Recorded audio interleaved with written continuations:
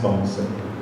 You should have college of consultants, you should have senate. Suppose there are only 20 priests, the bishop may constitute the whole 20 as the senate, but then choose maybe 6 to 12 as consultants.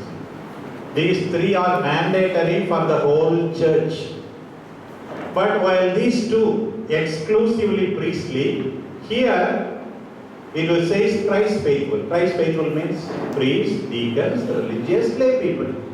But when you are appointing lay people, you should be very careful.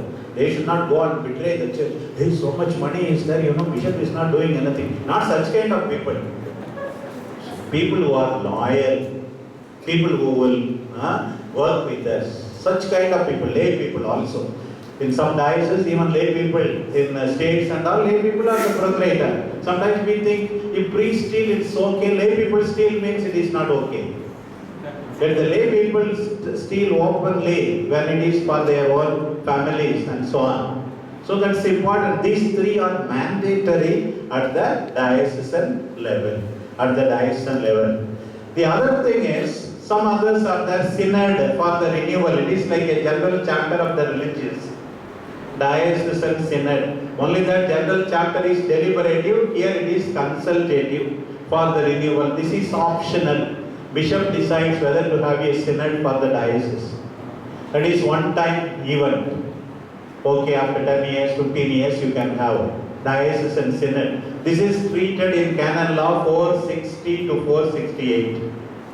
This is optional. The other thing is, of course, diocesan pastoral council, again DPC, again optional, to give suggestions to the bishop, 511 to 514. Diocesan Pastoral Council. Diocesan Pastoral Council. These two are optional. So these are the participatory structures at the diocesan level. Participatory structures at the diocesan level. So now we come to the more important. Afterwards I give time and we will go to this. The Parish Pastoral Council and Parish Finance Council.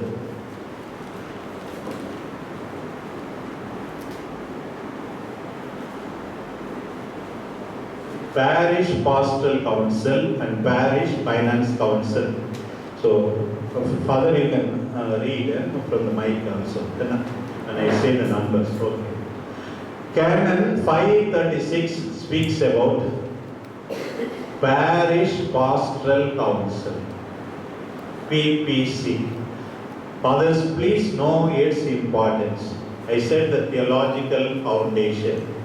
Parish Pastoral Council. First of all, is it obligatory? By universal law, it is not obligatory. By particular law, can be made obligatory or mandatory. So, to make it obligatory, what should the bishop do? Once listen to the Senate, what do they think about it? Suppose there are 25 Senate members. Majority of them say 20 say, Bishop, we should have.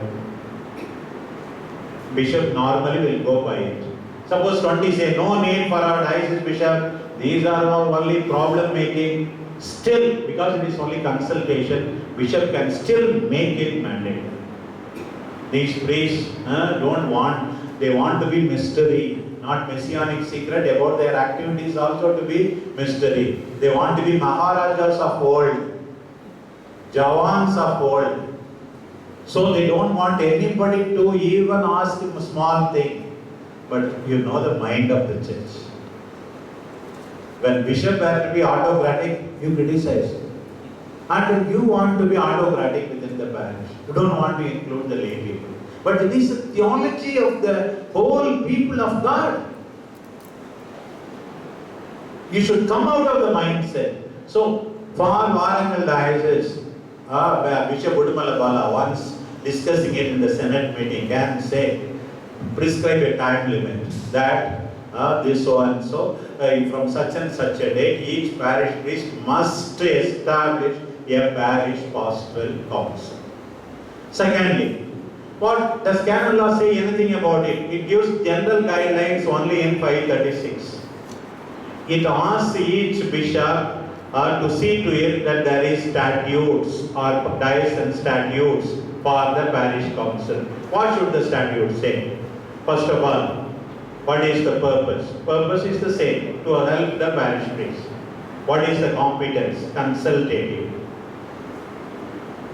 Not deliberate. Need not be afraid. Only that you listen to the people. Normally a good superior, after listening to the unanimous opinion or the majority opinion, will go by it. Competence is consultative. Who can be the members? Some can be members by ex officio. Some can be members, have to be members. For example, you can't omit the assistant parish priest. You can't omit the catechist, for example, who is there permanent. This is ex officio. Other members can be two categories. One is elected, can be, or nominated. Or suppose you want to nominate also all of them, no problem. The general law does not say, at least Senate it says some members have to be elected. Here it says follow the diocese. In our diocese, if you allow for election, it is problem. Even in Bangalore, the archdiocese is only nominated. Ex officio and nominated only. Keeping in mind the overall, it must represent the whole parish. That's all. These detailed norms should be there, maybe 2 pages for the diocese parish pastoral council. Who is the president? Parish priest. Can the council act without the parish priest? No. Consultative, involve the people. What is their function? To assist the parish priest in the Trium Munera, not only for the celebration of village feast. That is one thing, but throughout the year, parish pastoral council can be made obligatory. It is important. The diocese, most of the dioceses have parish pastoral council, especially in Tamil Nadu. Most of the time, because bishops have made it obligatory. I don't think any diocese doesn't have parish pastoral council. They call it Tamil Pangu Peravai. It's always there. Though not mandatory by universal law, but mandatory by particular law made by the bishop.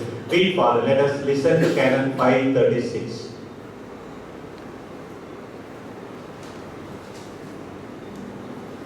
Yeah.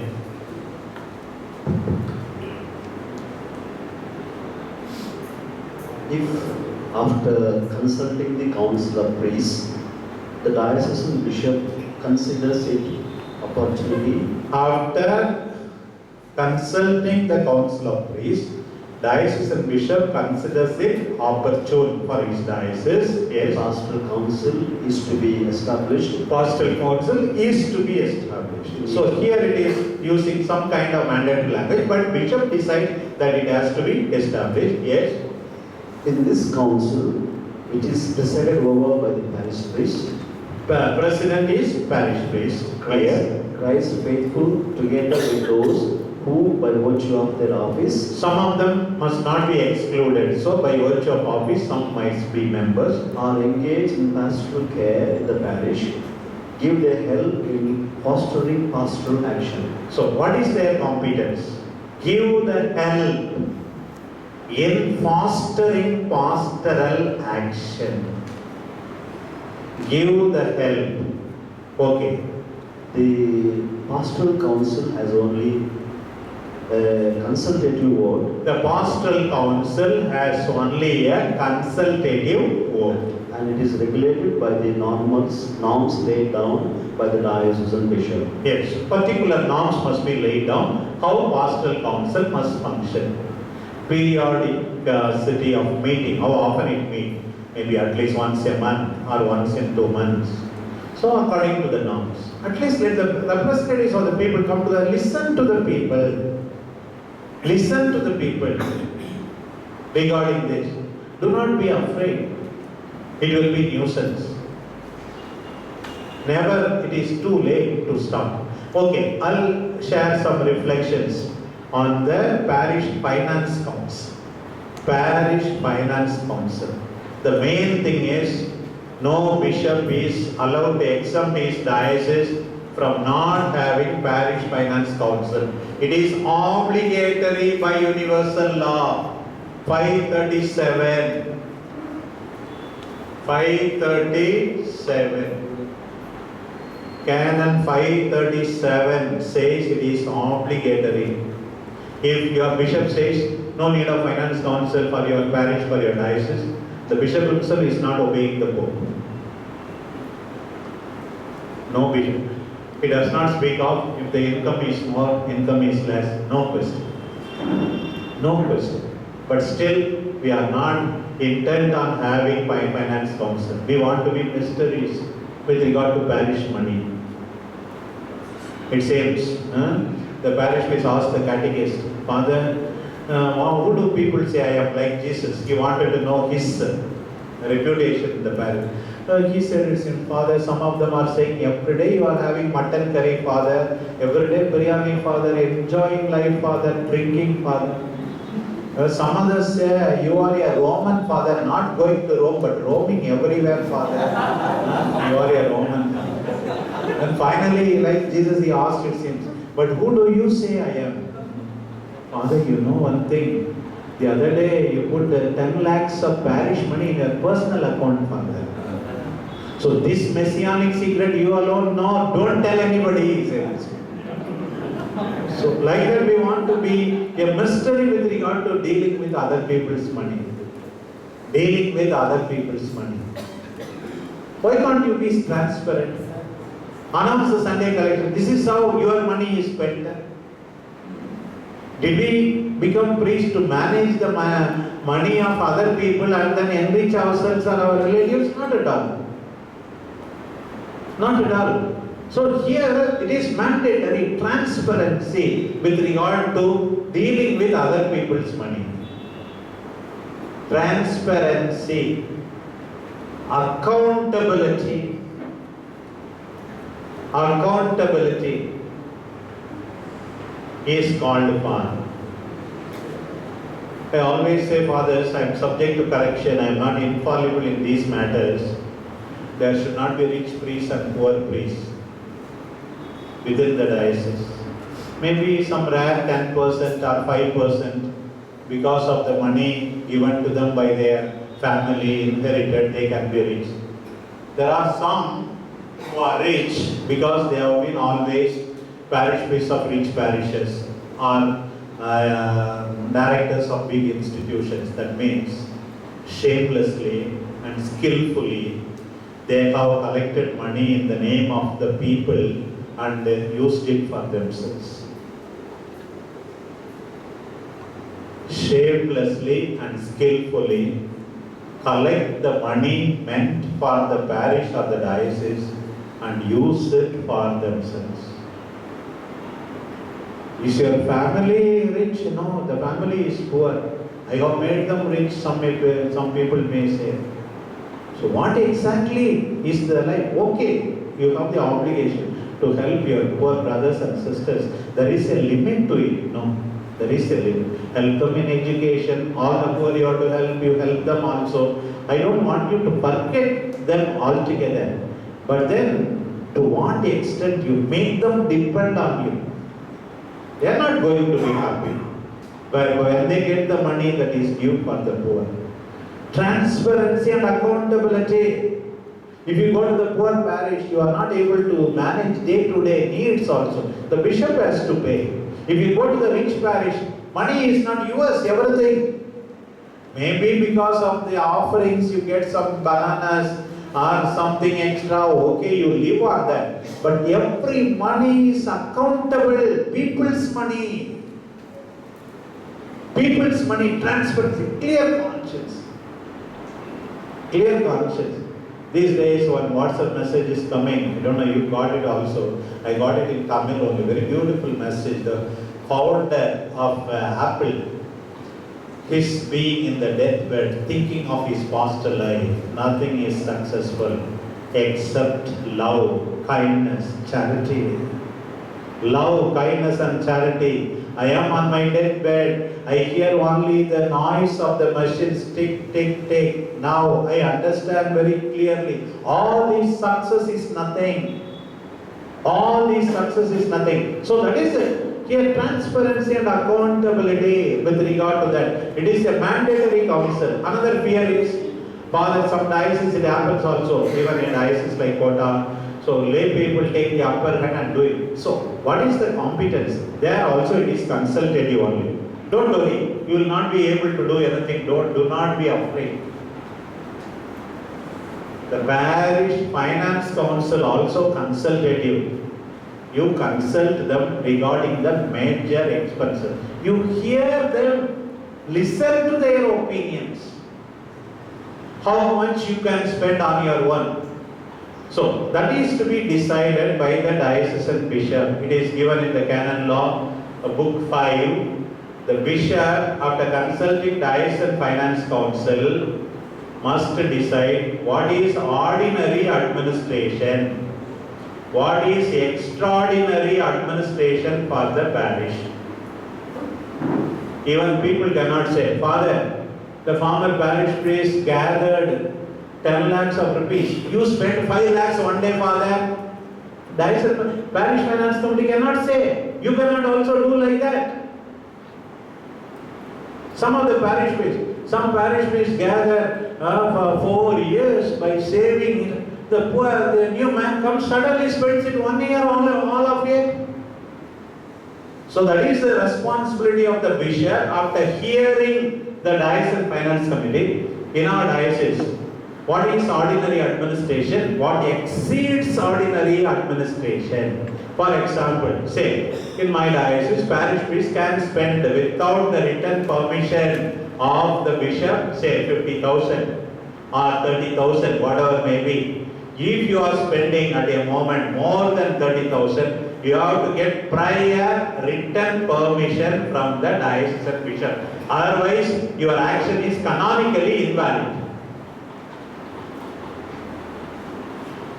Please do not think I am giving my own law. Father, take Father Canon 12, 81, 82, 83. It will be there. Okay, I'll just see. Okay, 1281. Read Father. 1281.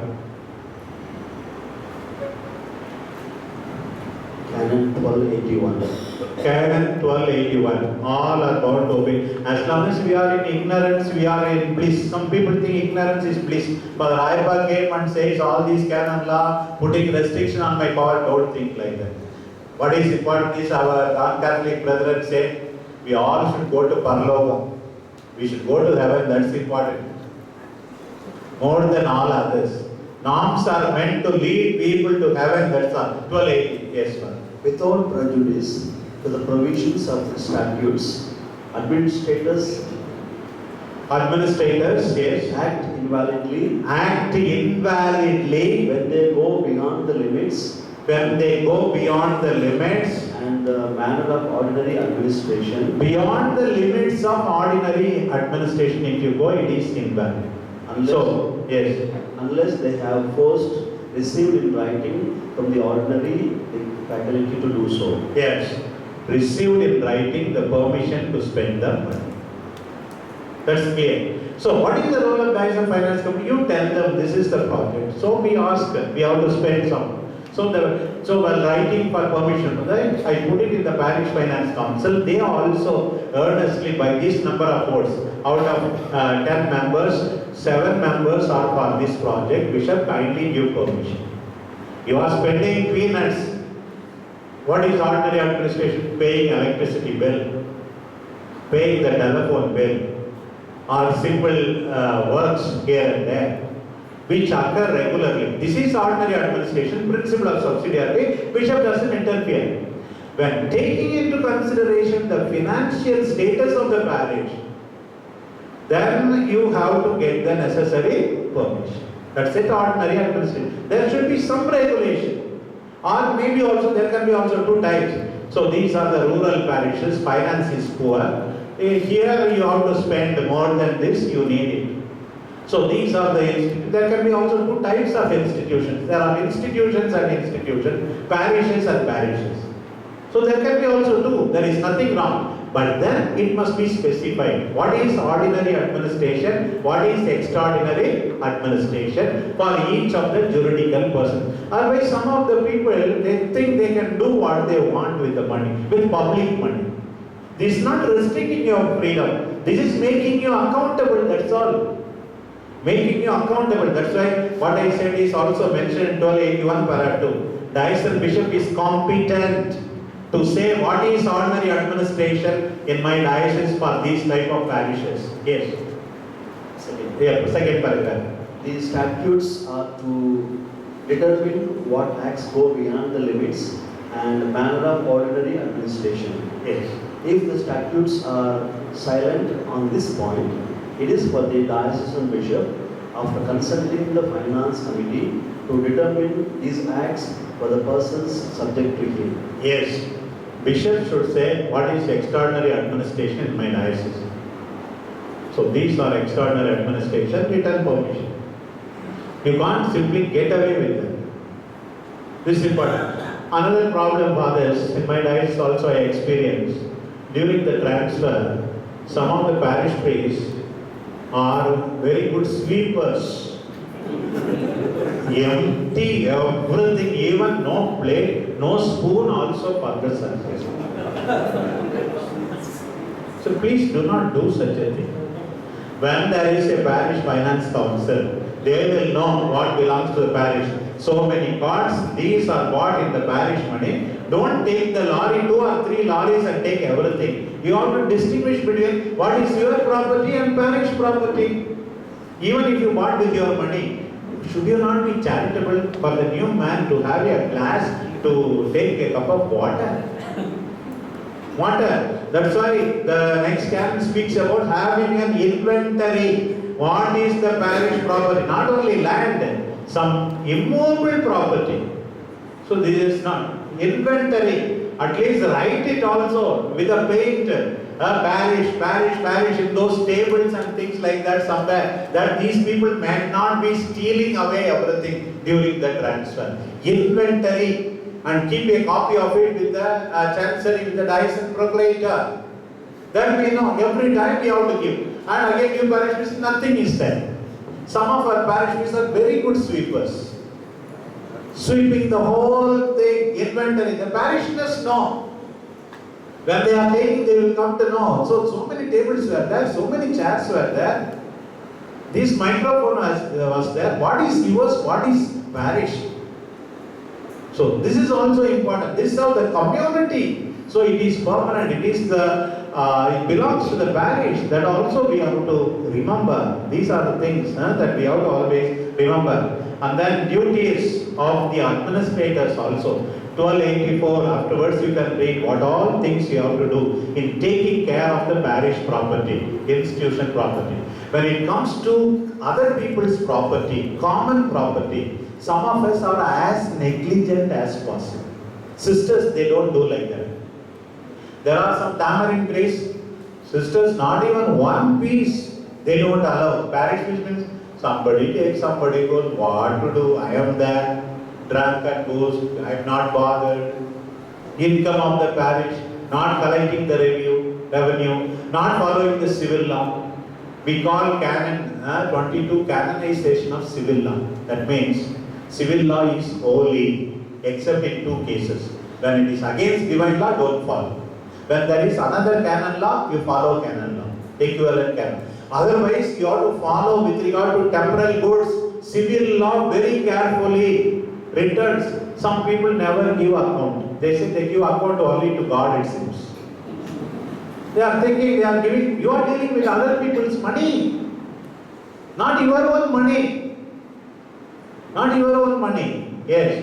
And then 1284 also speaks about it with regard to this. Now I give time with regard to giving account to the people, account to the bishop with regard to all projects. Because bishop signs, you have to give account. And to the agency in time. Then when bishop signs also, they will not recommend other projects. You become a hindrance for the development of the diocese. You get a project, you never give account.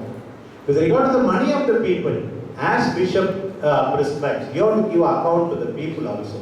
This is very important. Know the meaning of the participatory structures. At the earliest, I wish that you should have finance council first.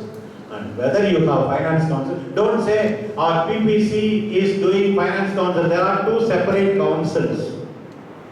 You can take some members also and make them. That is another matter. We have parish pastoral council but no finance council. Finance council is more obligatory than pastoral council. Okay, now I give time. I can go on talking.